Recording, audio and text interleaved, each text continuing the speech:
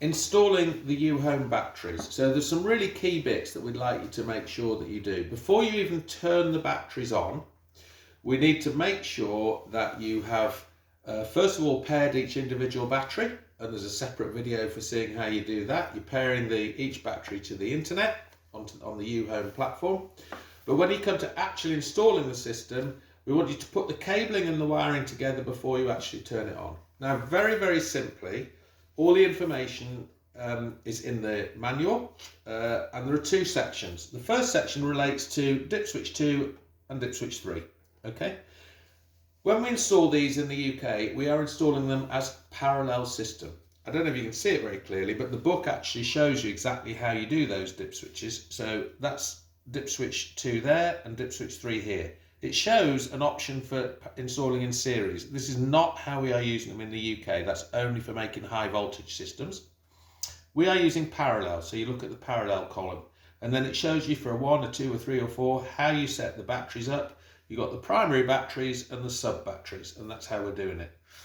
So we're going to set dip switch 2 according to the book, which is here, and we're going to set dip switch 3, which is a little round one, according to the book, which is here. Generally, for the small dip switch, for the primary battery, if it's a 3 battery system, you're telling it there's 3, and therefore you set that to 3.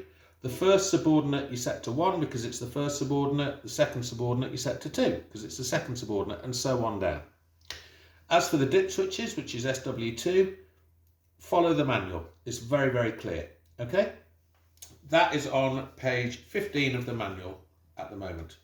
And then the other bit that's really important is to set the cables up exactly as they should do. Again, look in the manual, you are looking for the paralleled version, and that is currently on page 19 or page 20 of the book in parallel.